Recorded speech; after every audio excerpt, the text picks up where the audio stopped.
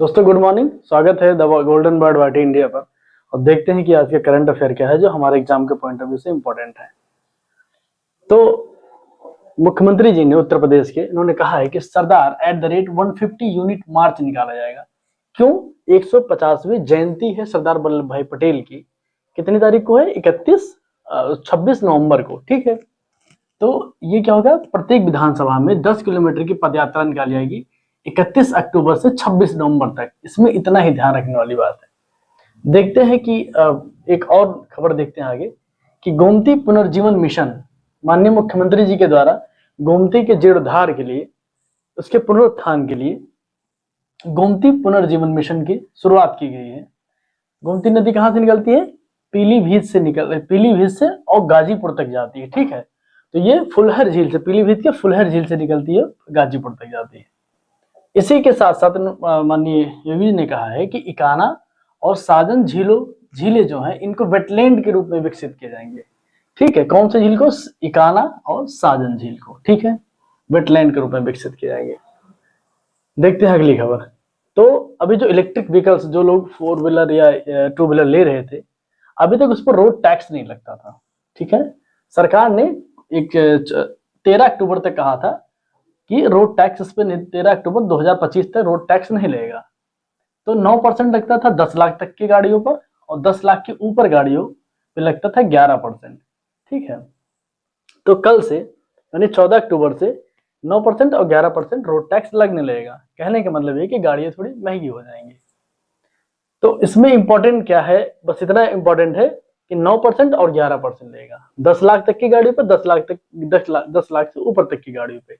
ठीक है, देखते हैं कि चौथी खबर क्या है। तो सीएजी ने एक रिपोर्ट जारी की है, 2022-23 की रिपोर्ट जारी की है। क्योंकि ये डेटा तो पुराना हो गया है, लेकिन क्योंकि भी कल ही जारी किया है 22-23 का, तो इतना जान लेते हैं कि पूंजीगत व्यय और निवेश में उत्तर प्रदेश प्रथम स्थान पर है। 1,03,237 करोड़ रुपए एक्सपेंस किए हैं सरकार ने।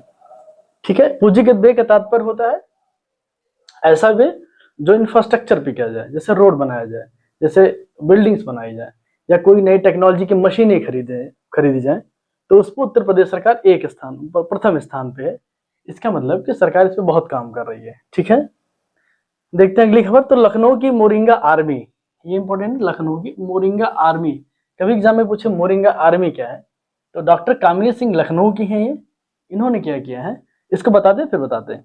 केंद्रीय औषधि व संगत पौधा संस्थान यानी central institute of medical and aromatic plants, इसका पूरा नाम है। किसके? इन्होंने 1,000 महिलाओं को एफपीओ के तहत जोड़ करके मोरिंगा से बने प्रोडक्ट को बनाया, मतलब प्रोत्साहित किया है। ऐसे 1,000 महिलाओं को ट्रेनिंग दिलवाया है। और मोरिंगा से, जैसे मोरिंगा पाउडर आप जानते हो, सहजन, तो उससे जो उसकी पिल्स बनती हैं या उसके जो ग्रेवी बनते हैं, मतलब जूस बनाया जाता है निकाल करके, तो उन पदार्थों को बनाया गया है। तो हुआ क्या है कि कल माननीय प्रधानमंत्री जी ने इनको दिल्ली बुलाया था और मोरिंगा के बारे में सारी जानकारी ली। तो ध्यान दें, मोरिंगा आर्मी किसने? डॉक्टर कामिनी सिंह ने 1,000 महिलाओं से ज्यादा महिलाओं को इन्होंने ट्रेंड किया है कि मोरिंगा के प्रोडक्ट को बनाएं और बाजार में बेचें। ठीक है, तो देखते हैं कि अगली खबर। सीएम डैशबोर्ड में हमीरपुर सबसे प्रथम स्थान पे आया है, और रैया दूसरे स्थान पे, श्रावस्ती जिला तीसरे स्थान पे। यह है क्या डैशबोर्ड? 49 विभागों और 110 कार्यक्रमों के मूल्यांकन के आधार पर बनाया गया। मतलब कि 49 विभाग और 110 कार्यक्रमों को एक सूची बनाई गई, जिसका राज्य सरकार ध्यान दे रहा था कि इस विभाग और कार्यान्वयन इनका कैसा हो रहा है, यानी कि जो भी कार्य योजनाएं आ रही हैं वो एग्जीक्यूशन स्तर पे कैसी हो रही हैं, इसका एक निरीक्षण हो रहा था। तो पता चला कि इसमें हमीरपुर और रैया श्रावस्ती सबसे अच्छे में आए हैं, और हमीरपुर सबसे प्रथम स्थान पे। ये ध्यान देने वाली बात है। खेल के बाद में देख लेते हैं, पहले देख लेते हैं कि दूसरा न्यूज क्या है। तो वन्य जीवों पर आधारित थर्मल सेंसर युक्त AI camera, artificial intelligence camera. ठीक है, ये थर्मल सेंसर इंपॉर्टेंट है, थर्मल सेंसर कैमरा। ठीक है, तो अभी देख लेते हैं। फिर जंगल से आबादी वाले रास्ते पे, जब जंगल से आबादी का रास्ता, जहां जंगल खत्म होता है आबादी का रास्ता है, उन रास्तों पे लगाए जाएंगे। क्यों लगाए जाएंगे? मानव वन्यजीव संघर्ष की घटना कम होगी। हम लोग सामान्यतः सुनते हैं कि हाथी निकल आई है या शेर या तेंदुआ निकल के आता है, लोगों को परेशान करता है, लोग उसको मार देते हैं उस संघर्ष को कम करने के लिए। अब इसमें होगा क्या, ये एक टावर लगाए जाएंगे जिसमें कैमरा लगा होगा, ठीक है, टावर में कैमरा लगा होगा।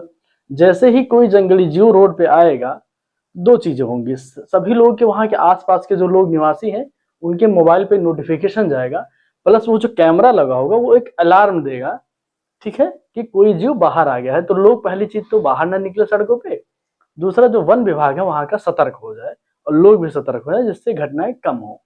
ये बहुत ही अच्छी टेक्नोलॉजी आई है और ये उत्तर प्रदेश सरकार ने ही किया है। एक डेटा इस पेपर में दिया गया था कि 2018 में बाघ कितने थे, 173 थे, और 2020 में कितने हो गए, 222 हो गए। तेंदुआ कितने थे, 2019 में 415 थे, 2022 में 870 हो गए, और प्रेजेंट सिचुएशन में 1000 से ऊपर तेंदुए हैं। इस पेपर में ये भी कहा गया है कि क्योंकि तेंदुए ज्यादा हो रहे हैं, बाघ की भी संख्या बढ़ रही है, तो ये बाघ के डर से तेंदुए बाहर निकलते हैं, और जब ये बाहर निकलते हैं तो लोगों के ऊपर अटैक करते हैं या लोग इसको मार देते हैं। तो एआई थर्मल क्या होता है, थर्मल इन द सेंस क्या होगा कि ये क्या होगा, किसी भी जीव के टेम्परेचर के बॉडी टेम्परेचर से ये पता चल जाएगा उसको कि कोई जीव बाहर आ रहा है। वो कैमरा में थर्मल सिस्टम लगा है, जैसे ही देखेगा कैप्चर करेगा और बॉडी के टेम्परेचर को लेगा और इन्फॉर्म अलार्म कर देगा कि हाँ कोई जानवर रोड पे आ गया है, ठीक है। तो ये इंफॉर्मेशन है। अब देखते हैं कि अगली खबर। तो मेरठ का नंगली किठौर गांव है, मेरठ में नंगली किठौर एक गांव है। तो ये बना पहला तंबाकू मुक्त गांव बना है, पहला तंबाकू मुक्त गांव मेरठ का नंगली किठौर। इतना ही इंपॉर्टेंट है इसमें। एक वहां की जो है प्रधान थी, तो उन्होंने जब वो प्रधान में तो एक इनिशिएटिव लिया कि इस गांव को तंबाकू मुक्त क्या नशा मुक्त किया जाए।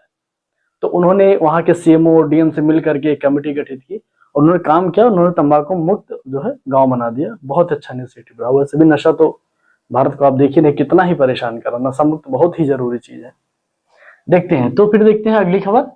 विटामिन सप्लीमेंट, ये एक अमेरिका का शोध आया है, लगभग उन्होंने 30-30 लोगों पे शोध किया है। उसमें दिखा है कि आप देखते होंगे ऑस्ट्रेलिया में, देखिए आपको देखेंगे कि बहुत ज्यादा स्किन कैंसर होते हैं, ठीक है, और ऐसे बहुत सारे देश हैं जहाँ पे स्किन कैंसर बहुत होते हैं।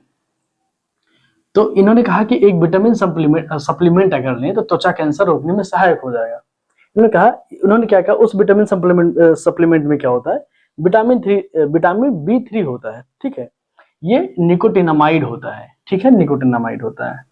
तो वैसे हम अगर थोड़ा सा और इसको जानने की कोशिश करें कि निकोटिनामाइड क्या है, निकोटिनामाइड 3 फॉर्म में पाए जाते हैं, ठीक है। निकोटिनामाइड, निकोटेनिक एसिड, निकोटिनामाइड, है ना, निकोसियानामाइड, और उसके बाद निकोटिनामाइड और राइबोसाइड। ये 3 फॉर्म होते हैं। ये तीनों फॉर्म बॉडी में आकर, जब ये तीनों फॉर्म, कोई भी फॉर्म बॉडी में आता है तो निकोटिनामाइड एडेनिन डाई न्यूक्लियोटाइड के रूप में बदल जाता है। ये इसकी थोड़ी सी ज्यादा एक्स्ट्रा जानकारी हो गई। ये ध्यान, मतलब पूछ सकता है कि विटामिन जब B3 लेते हैं तो बॉडी में किस फॉर्म में बदल जाता है, तो निकोटिनामाइड एडेनिन न्यूक्लियोटाइड में बदल जाता है, ठीक है, ये ध्यान देने वाली बात है। देखते हैं कि एक और छोटी सी खबर है कि बीएसएफ की वायु शाखा को पहली महिला फ्लाइट इंजीनियर मिल गई है, ठीक है। इनका नाम है इंस्पेक्टर भावना चौधरी। बस इतनी जानने की बात है कि किसमें, बीएसएफ में, और एक कौन है, फ्लाइट इंजीनियर है, महिला फ्लाइट इंजीनियर पहली है ये। इनका नाम है इंस्पेक्टर भावना चौधरी, ठीक है। और अब खेल में देख लेते हैं। तो जैसा आपको बताया था कि महिला विश्व कप भारत में चल रहा है वनडे का, तो भारत इसमें हार गया, ऑस्ट्रेलिया जीत गई इसमें, और विशाखापट्टनम में हो रहा था ये, ठीक है, विशाखापट्टनम में फाइनल हुआ था। ये देखने वाली बात है। और देखते हैं कि अगली खबर अब क्या है। तो देखते हैं कि अगली खबर क्या है। नीति आयोग ने एक रिपोर्ट जारी किया, जीडीपी के लिए दिया रोड मैप 2047 विकसित भारत का जो लक्ष्य भारत का, भारत सरकार का, उसके लिए एक रोड मैप जारी किया है। किसने, नीति आयोग ने जारी किया है, ठीक है। उन्होंने कहा कि असंगठित क्षेत्र के लिए जो जीडीपी का 50% है, कहा कि जो भारत की टोटल जीडीपी है उसमें हिस्सेदारी असंगठित क्षेत्र का कितना है, 50% है। और उसी असंगठित क्षेत्र के लिए एक रोड मैप जारी किया है, 4 चरणों में किया है। तो पहली चीज कितने चरणों में किया है, 4 चरणों में। किसके लिए, असंगठित क्षेत्र के लिए जारी किया है, ठीक है। तो देखते हैं पहला चरण क्या है, मिशन ओरिएंटेशन, ठीक है, कि हमें किस दिशा में ओरिएंटेशन है, हमारा ओरिएंटेशन क्या रहेगा, हमें किस दिशा में कार्य करना है, इसके लिए 2025-26 उन क्षेत्रों को चुनना है जिसमें हमें काम करना है। ठीक है, इसका कार्य क्या होगा, ड्राफ्टिंग कमेटी के इनपुट के अनुसार एक मिशन का चार्टर तैयार करना। ठीक है, ये इसका उद्देश्य हो गया। चरण दूसरा आता है 2026-27।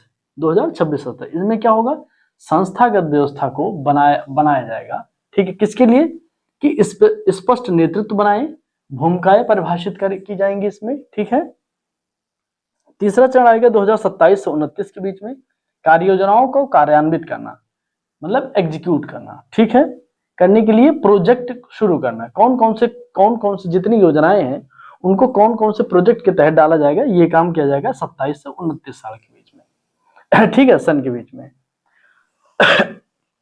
चौथा चरण होगा 2029, सफल पायलट प्रोजेक्ट का विस्तार करना। जब ये सारी चीजें बन जाएंगी तो उसको उतारना, पायलट प्रोजेक्ट के रूप में उतारना, धरातल पर उतारा जाएगा, और वो चौथा चरण होगा। एक मतलब नीति आयोग ने ही अपने उसमें कहा है, अपनी रिपोर्ट में, कि एआई तकनीकी आने वाले समय में 40 लाख नई नौकरियों को अवसर देगा, नौकरियों का अवसर देगा। कितने, 40 लाख नई नौकरी किसके तहत आएंगी, एआई के तहत आएंगे। इसका तात्पर्य क्या है कि आने वाले समय में हमें या सरकार को एआई जैसी टेक्नोलॉजी को प्रमोट करना पड़ेगा, जिससे ये जो नौकरियां युवाओं को मिल पाए। ठीक है, तो ये रही आज की खबर। आज शायद थोड़ा वीडियो बड़ा हो गया क्योंकि आज खबरें बहुत थी। और हमारे चैनल को लाइक करिए, सब्सक्राइब करिए, शेयर करिए, कमेंट करिए। बहुत बहुत धन्यवाद।